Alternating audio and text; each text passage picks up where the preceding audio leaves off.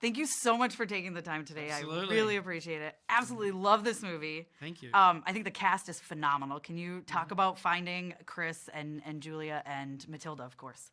Well, yeah, Matilda, we did find, we're looking for a child actor. There's not a lot of, celebrity child actors. So you're really looking at this raw talent. We're looking all over the world, and we found Matilda in the UK. Her audition tape came in from the UK, and she was so good. She's so good in the movie, and she's so great in real life. She's such a great person. Chris and Julia, I knew of their work already. Mm-hmm. So it wasn't a matter of discovering them as much as it was having it confirmed that they were right for these roles. Chris, I saw him do a play in New York. He did an off-Broadway play with Aubrey Plaza, and his energy on stage, he's on stage the whole time.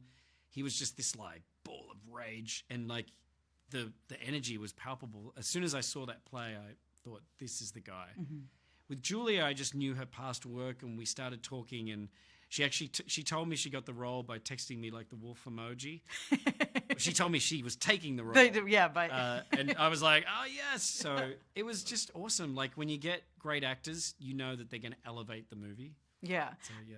And so I love The Invisible Man. It's one of my favorite movies. And so I feel like, of course, they're both monster creatures, but that's more of like a sci-fi element than this. So can you talk about, tackling another monster but doing it in a different way? Yeah, I mean, I guess each movie kind of tells you what it wants to be.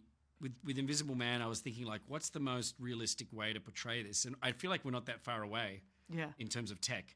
I mean, people just take things for granted that were science fiction 20 years ago. There's, like, driverless cars running around Los Angeles, and nobody cares. Everybody just is like, yep, that's a driverless car. And I'm like, is no one else impressed by this?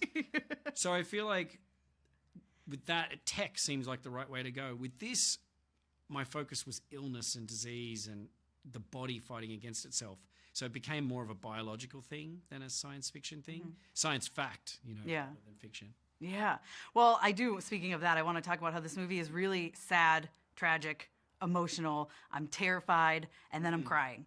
You know what I mean? Yeah. So can you talk about just what you hope the audience maybe goes on in terms of journey or what they take away from this? I liked your journey. Yeah. I would take your journey and give it to the rest of the audience. If people were terrified and scared and then cried at the end, that would be perfect for me. I mean, I love movies that take you on this journey. Like one of my favorite films to watch is E.T. because it's just like this opera, it just takes you on this ride.